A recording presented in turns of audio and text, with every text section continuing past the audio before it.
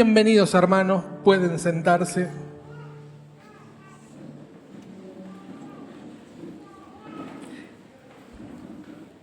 Me traje mi netbook, mi tablet.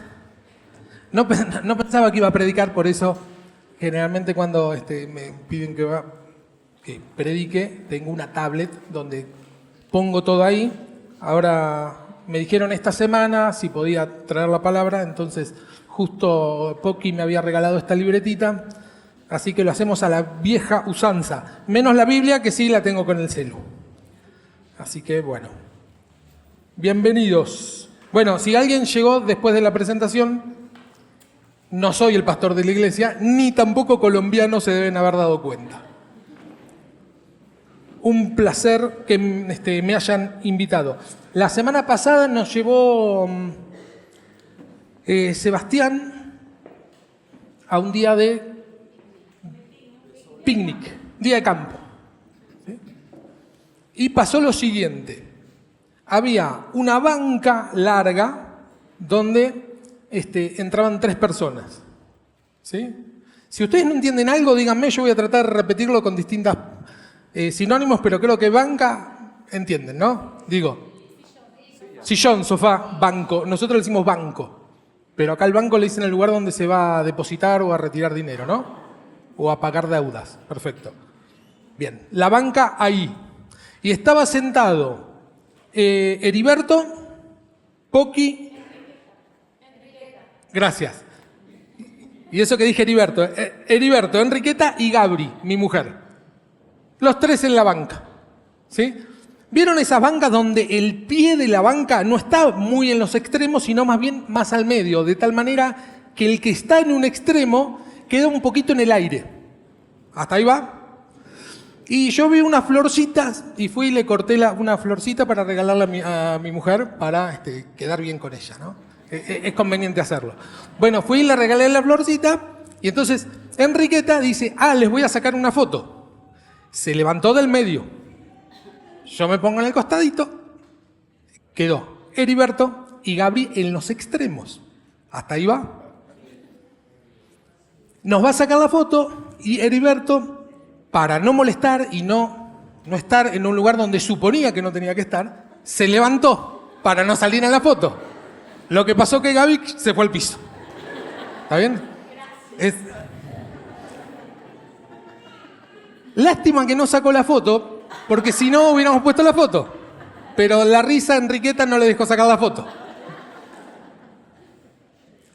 Y ahí el Señor me dijo, o entendí, que como a veces pensamos que estamos de más, y no estaba de más. Que estar en el lugar donde uno tiene que estar está siendo de sostén para otro que tal vez ni lo sepa.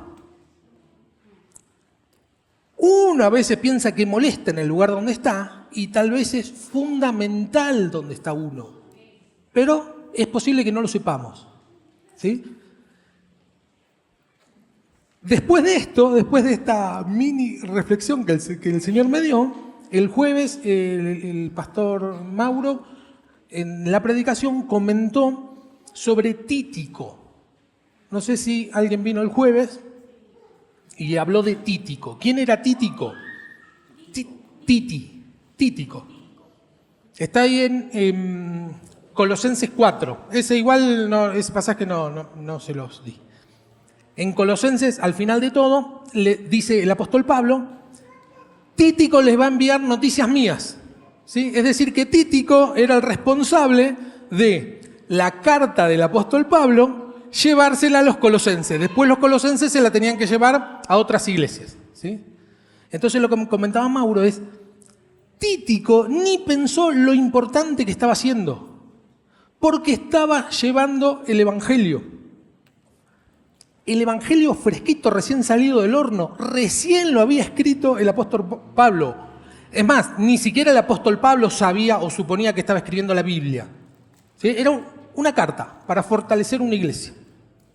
Y ahí va Títico, una persona fundamental, para que nos llegue a nosotros el mensaje. ¿Sí? Nosotros muchas veces, obvio, pensamos en Jesús, obvio, Pensamos en el apóstol Pablo, que escribió muchísimo, ¿sí? Pero hubieron un montón de papeles secundarios, entre comillas, que ni siquiera lo pensamos.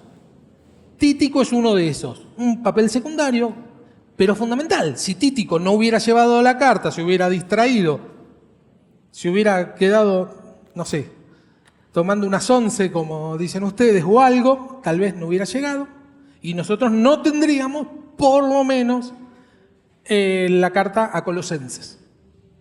¿Está bien? Entonces, el título de la predicación, hermano Fernando Rodríguez, muy bien, es Nadie sobra.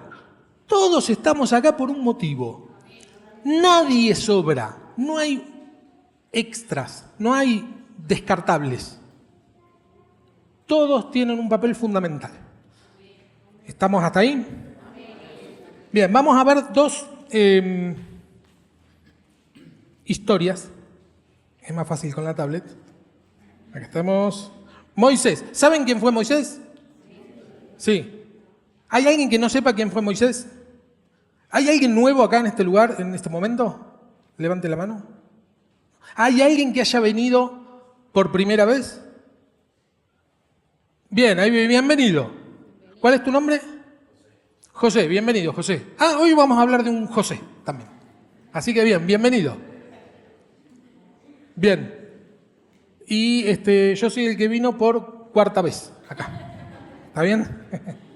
Vine el domingo, jueves y hoy. Te ascienden muy rápido acá, ¿eh? Vine por cuarta vez y ya estoy predicando, así que son muy generosos. En Egipto, el pueblo de Israel había quedado esclavo en el pueblo de Egipto, ¿sí? Y el rey de Egipto, como lo menciona en la Biblia, el faraón, los sojuzgaba, los subyugaba con un montón de trabajo pesado. Y el pueblo de Israel crecía. Y entonces en un momento es como que le dio miedo al faraón, no sea que estos israelitas extranjeros, hay que tratar bien a los extranjeros,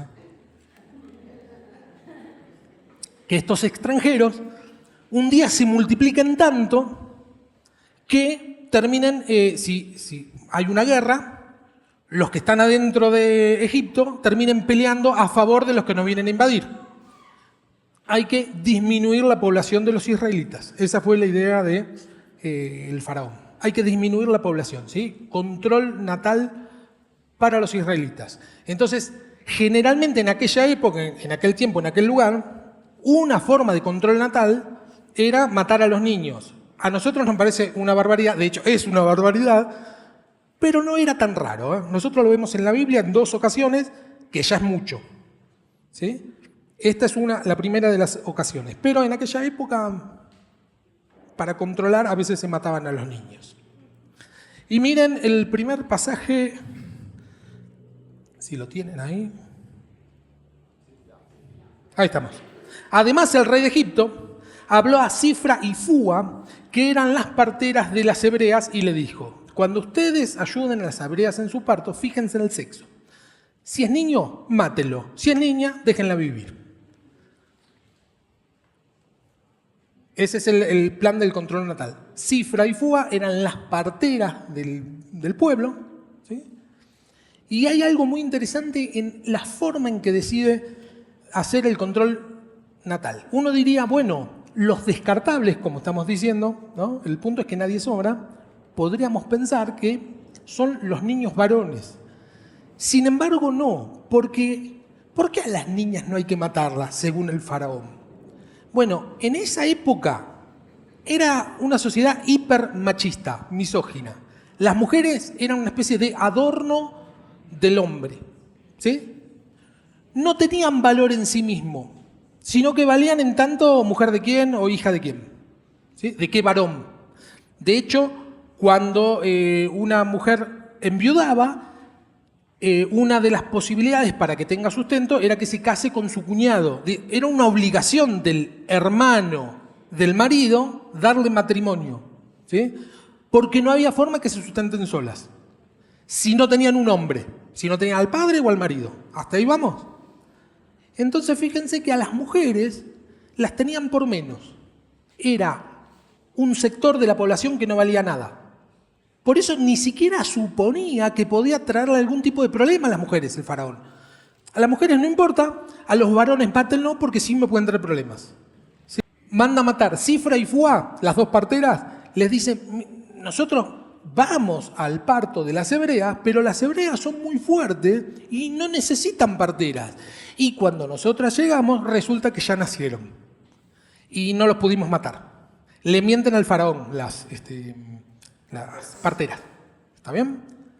Dos mujeres que el faraón ni sospechaba que una mujer le podía hacer una trastada, es decir, engañarlas, ¿sí? El faraón, la persona más poderosa en la tierra en esa época, engañado por dos mujeres con un trabajo menor, si se quiere. El hombre más poderoso del mundo engañado por dos mujeres. No solo el hombre más poderoso, sino que como se suponía que el faraón era un dios en la tierra, era prácticamente ni siquiera un hombre, engañado por dos mujeres. Además de esto, la madre, cuando nace el bebé, uno de los, hicieron varios, ¿no? A varios salvaron estas dos. Pero cuando nace Moisés, la mamá lo ve y dice que lo vio hermoso y le dio pena matarlo. Menos mal que no era feo.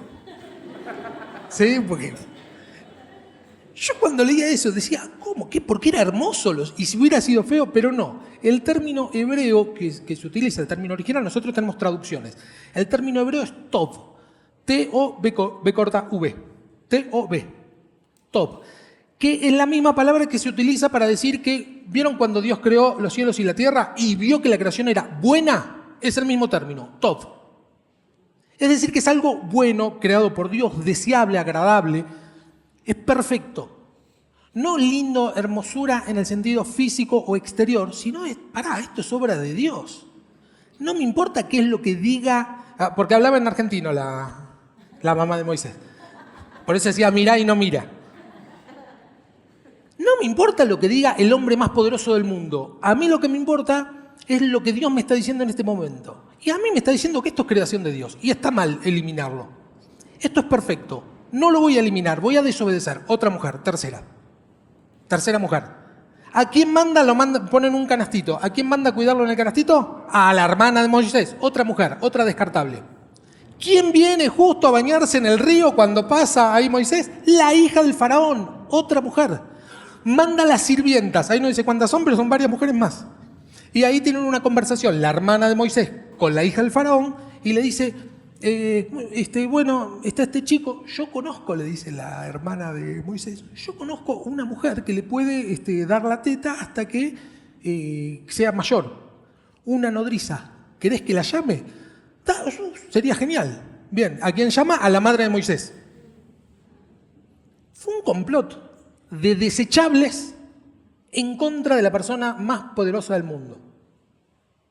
¿Para qué? Para que Moisés vaya a ser después el líder más importante de todo Israel. De hecho, todos los libros del Antiguo Testamento remiten a Moisés. Por tradición se dice que los 5 primeros libros los escribió Moisés. Moisés representa la ley para todos los judíos.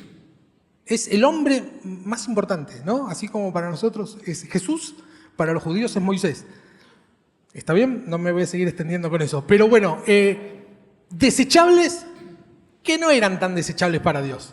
Tenían un papel importante. Hoy en nuestra sociedad, las mujeres, hay una especie, no sé acá, espero que sí, de revalorización de las mujeres. De que ya no estén en un papel secundario, sino que tengan un papel bastante principal. ¿Sí? Eso está más o menos arreglado, pero eso no quiere decir que no tengamos sectores en nuestra sociedad que sí los desechamos y pensamos que sobran. Las personas mayores, los viejos, por ejemplo, no sé si acá le dicen viejos, que además los abuelos, no sé, ancianos, son desechables, entre comillas.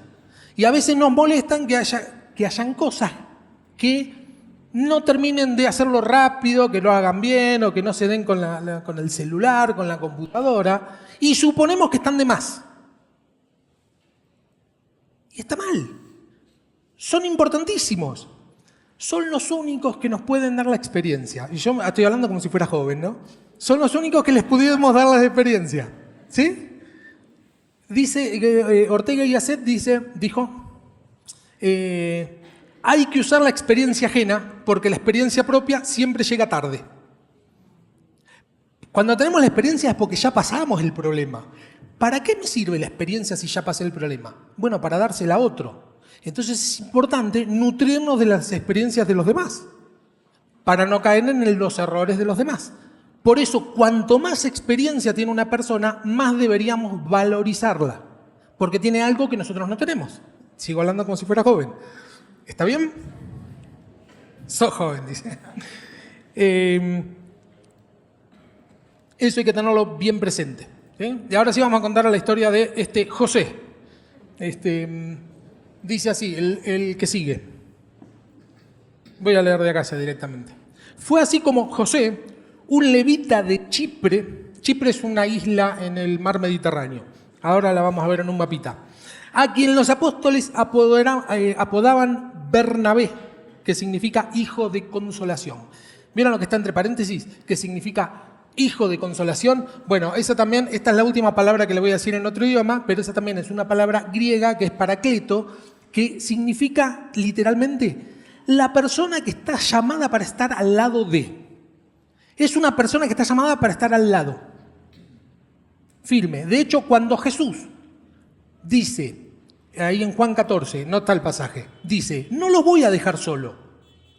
Les voy a enviar un consolador, el Espíritu Santo. El término es el mismo. Les voy a enviar un paracleto. El Espíritu Santo es el enviado para estar al lado nuestro. ¿Sí? El paracleto es el consolador, el ayudador, el abogado. Es el que está al lado. Y a José lo llamaban así. Era un apodo importante, Bernabé. Una persona que está siempre presente. ¿Vieron a Heriberto? Yo pienso una persona que está acompañada para estar al lado de, pienso en Heriberto que no nos dejó solo ni un solo día, de todos los días que estuvimos acá. A veces le decíamos, vamos a ir a caminar al parque, pero vamos rápido nosotros. Así que quédate, no hay problema. Los acompaño. Vamos a ir a comprar, los acompaño. Se tomó la tarea de acompañarnos. Está al lado nuestro. Así que muchas gracias, Heriberto. Te voy a llamar Bernabé ahora.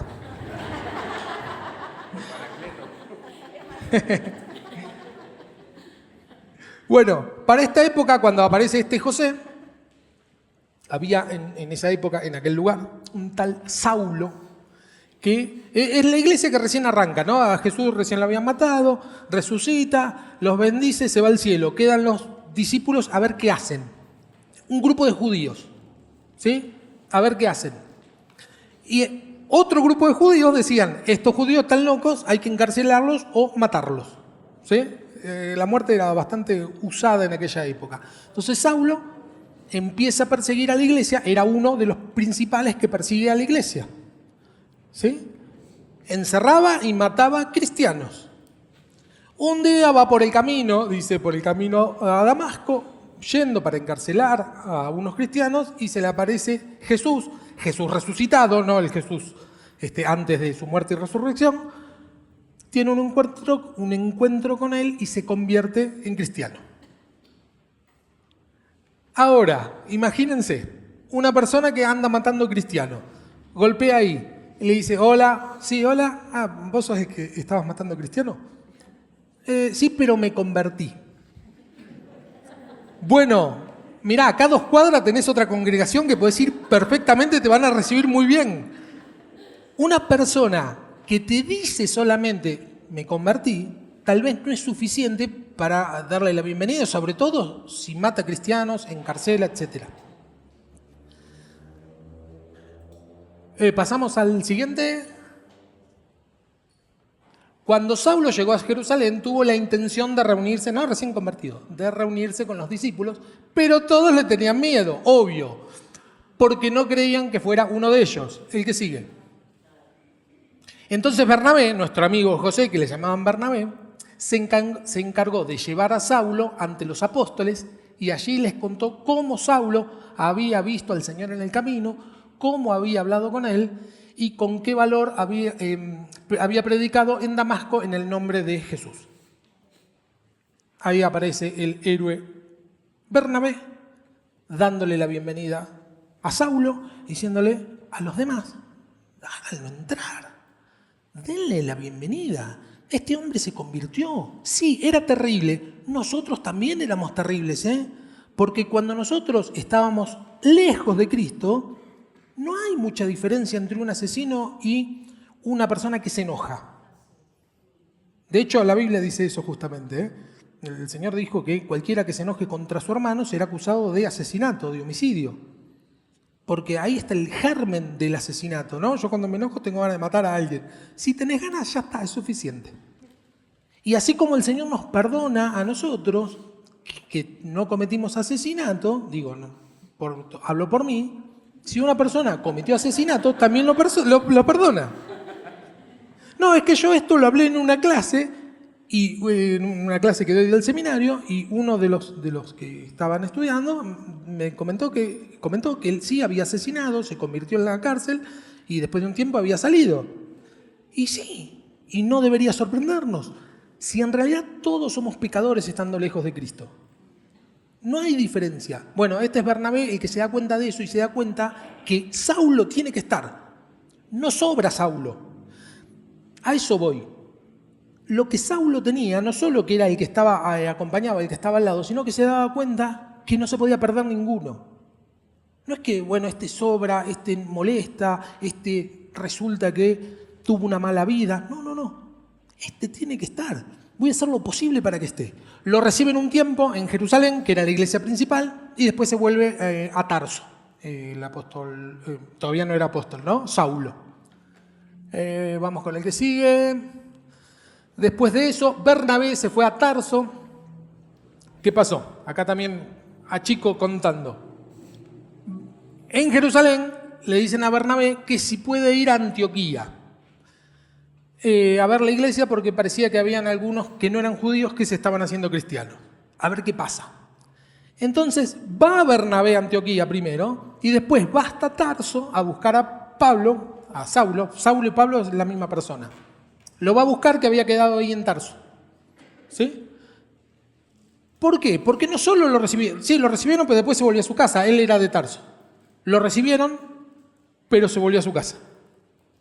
Entonces, Bernabé dice, no tenés que ir a tu casa. Vení, vamos a Antioquía, a ver ahí qué pasa. Lo empieza a enseñar, lo acompaña.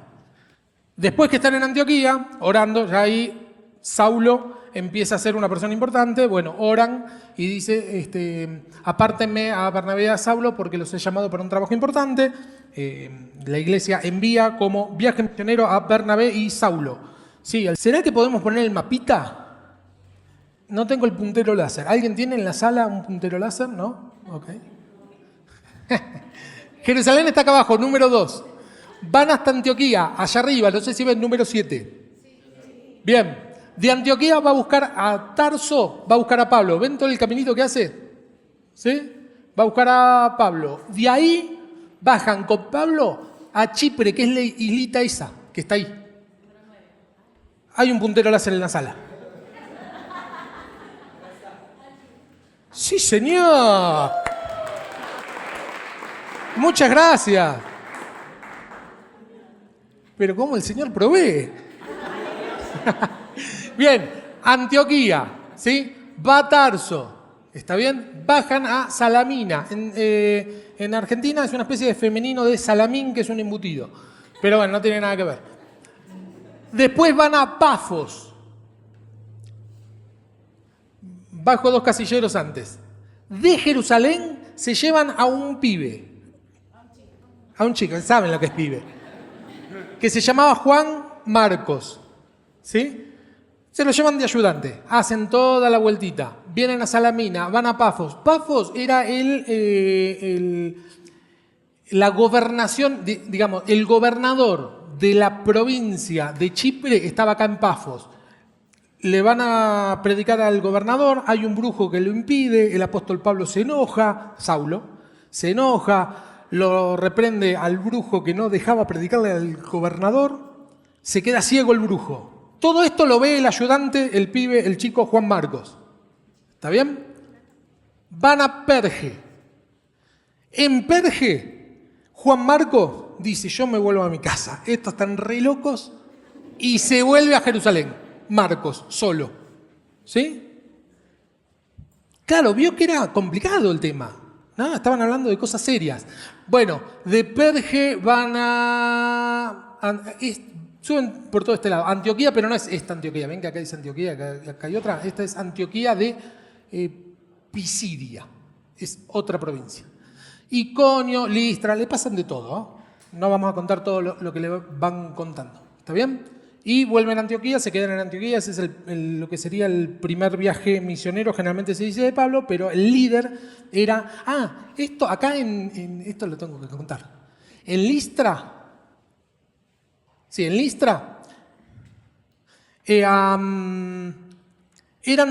sanaron a un cojo de nacimiento y eran tan especiales que le dicen a Bernabé, piensan que es Mercurio, un dios, ¿cómo se dice? No, romano, ¿sí? Que corresponde a, me dice acá, mi mujer me dijo que me iba a hacer seña cuando hablo rápido. Gracias, Gaby. Que corresponde a Zeus de los griegos. Es decir, que para ellos, nuestro amigo Bernabé, José, era Zeus. Y Pablo era Mercurio, que en la mitología griega, gracias, es Hermes. Don Hermes Pinzón Solano. No, mentira. Dije todo eso para decir Hermes. No, mentira. El tema es que, ¿qué pasó? En la poesía antigua había un poema diciendo que habían descendido los dioses Zeus y Hermes disfrazados de hombre, no lo habían reconocido, por lo tanto los habían castigado. Por eso cuando ven que hacen milagros, dicen, ¿no serán estos dos? Zeus y Hermes, o Mercurio y Júpiter. Mercurio y... Sí, dije bien, Júpiter y Mercurio. ¿No serán estos dos los dioses encarnados? Vamos a sacrificar algún toro, vamos a hacer algún sacrificio, no sea que son dioses y después nos castigan. Estaban equivocados, ¿sí? Estaban equivocados. Pero no tanto, porque lo que hacían era obra de Dios. Notaban algo milagroso, algo fuera de lo común, algo que los hombres no se podía hacer. Bueno, toda la vuelta. Pasamos ¿te acuerdas en qué pasaje nos habíamos quedado? Pasa el tiempo, ¿no? Hacen todo el viaje misionero y dice, algunos días después, Pablo le dijo a Bernabé, che, ¿y si volvemos a visitar a los hermanos en las ciudades donde hemos anunciado la palabra del Señor? ¿Qué te parece? Para ver cómo están, Bernabé quería que los acompañara Juan Marcos. Pablo le dice, ¿y si volvemos a dar una vuelta en las iglesias a las que fuimos? Y Bernabé le dice, sí, vamos con Juan Marcos. Juan Marcos es el que en la primera se bajó. Bernabé dijo, vamos con Juan Marcos no sobra, no está de más Juan Marcos. ¿Sí?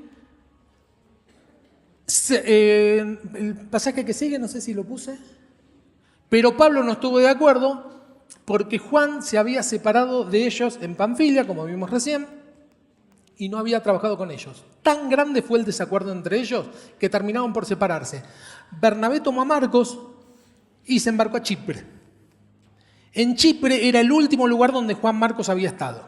Es como que le dio la oportunidad. Volvamos al principio, volvamos en donde te quedaste, en Chipre. Vamos ahí otra vez y vamos a empezar otro viaje misionero nosotros dos. ¿Sí? Pablo se va con otro que es Silas, se separan. ¿Está bien? La visión de Bernabé era, no me voy a ir con el campeón, que era Pablo, porque en ese momento Saulo, al que lo llamaban Pablo, ya era una eminencia, era el mejor de los predicadores, el mejor de los evangelistas, un apóstol extraordinario. Y Bernabé también, Pero Bernabé vio que era más importante estar con el más chiquito, con el que parecía que sobraba, acompañar al extra que acompañar a Pablo. Que le digan que él era un dios, no era tanto que le gustaba. A Pablo tampoco, no estoy hablando mal de Pablo. Pero él lo que quería era acompañar al más débil. Entonces se va con Marcos, ¿sí? Y no estuvo equivocado porque tenemos el pasaje siguiente. Esta es una de las últimas cartas que escribe el apóstol Pablo, ya a punto de ser liquidado, estando preso. Dice así: solo Lucas está conmigo. Toma a Marcos, el que lo habían dejado, y tráemelo contigo. Esto se lo escribe a Timoteo, en Timoteo 12. Tráelo contigo porque me es útil para el ministerio. A Tíquico lo envié a Éfeso. Acá puse el número 12 porque me pareció muy interesante. Todos extras hay acá, ¿sí? Lucas aparece en la mitad Lucas es el que escribe el libro de Hechos y el que escribe el Evangelio de Lucas. Marcos es el que escribe el Evangelio según San Marcos. Miren lo importante que era. O sea que Bernabé, en esta necesidad de no dejar a nadie afuera, terminó apoyando a una persona por la cual, yo siempre busco la Biblia, no sé para qué, porque la tengo en el celular, tenemos el primer evangelio escrito, ¿sí? El evangelio de Marcos es el primero que se escribió. Y eso, gracias a Dios, gracias a Marcos, pero gracias a Bernabé que no lo dejó solo, ¿sí? No dijo, no sirve, no tiene pasta para, nosotros decimos así, no tiene... No, claro, dinero es pasta acá, no es dinero. No tiene madera, no tiene... Claro, le falta algo. Chispa, le falta chispa. Se notó que no era mi palabra, ¿no? Le falta algo, no sé. Este hombre no va a llegar lejos, decía Pablo. Y Bernabé, no, vamos a acompañarlos. Y por último, el apóstol Pablo, después de mucho tiempo, dice, tráelo a Marcos. Necesito a Marcos, porque quiere decir que Marcos ya había crecido lo suficiente para ser un apoyo muy importante para el apóstol Pablo. ¿Sí? Teníamos uno más, pues era el último. Este sería el último como para... esto lo dice el apóstol Pablo y cierra bastante bien la idea. Somos un cuerpo. Nosotros somos un cuerpo. Y dice, un cuerpo, ni el ojo puede decir a la mano, no te necesito, ni tampoco puede la cabeza decir a los pies, no los necesito. En realidad, los miembros del cuerpo, que parecen ser los más débiles, son los más necesarios. Los miembros del cuerpo que parecen más débiles son los más necesarios. Sigue la carta, ¿no? Después la pueden leer cuando quieran. 1 Corintios. Esto lo vio muy claro Bernabé, que es nadie sobra. En nuestra sociedad, más allá que tenemos personas que relegamos, que consideramos de segunda, hay un alto grado de egocentrismo. Pensamos que Dios me salvó a mí, sí que me salvó a mí. Pero fíjense que cuando el Señor nos enseña la oración maestra, no dice, Padre mío que estás en el cielo, santificado sea tu nombre, venga tu reino, hágase tu voluntad, así en la tierra como en el cielo. Dame hoy el pan de cada día. No, lo dice en plural. Padre nuestro. Todo lo que... Las últimas oraciones de Jesús, la última oración de Jesús fue, Padre, te pido que sean uno. Como así nosotros, el Padre y el Hijo, somos uno. Te pido que ellos sean uno. Para que el mundo vea y crea. ¿Sí? El Señor, en un primer momento, nos saca de nuestros problemas. Todos venimos a la iglesia estando destruidos. No creo que alguien venga diciendo, estoy bien, pero voy igual. Todos llegamos a la iglesia por primera vez porque no podemos con nuestra vida. Porque hay algo que está fallando. Y el Señor lo arregla. Pero no lo arregla solamente para que nos saciemos y que nos sobre, sino que lo hace para que nosotros ayudemos a otros, que nosotros nos tomemos a la tarea de ponernos al lado de alguien y ayudarlo a crecer. Porque ese después va a ayudar a crecer a muchos más. aunque no nos demos cuenta, aunque pensemos que está de más, que sobra, que por ahí no habla, que por ahí no... La palabra dice que cada uno de nosotros, el Señor nos dio dones. A cada uno, dones distintos. No hay una sola persona que tenga todos los dones, pero tampoco hay ninguna persona que no tenga ninguno. Todos tenemos dones. Ahora, si descartamos a alguien, esa persona tal vez piensa que no lo tiene y no los desarrolla. Si yo mismo pienso que no sirvo para nada, pienso que estoy de más. Tal vez me estoy boicoteando a mí mismo y no desarrollo el don que Dios me dio, que puede ser muy distinto al don que tiene otra persona. A veces nosotros miramos y decimos, yo como gustaría cantar como Gaby, Lili, qué voz que tienen, me gustaría. No con voz femenina, pero sí cantar bien. Bueno, pero no ese es el don que Dios me dio. Tal vez una persona ore en lenguas y me gustaría, pero tal vez no es el don que Dios me dio.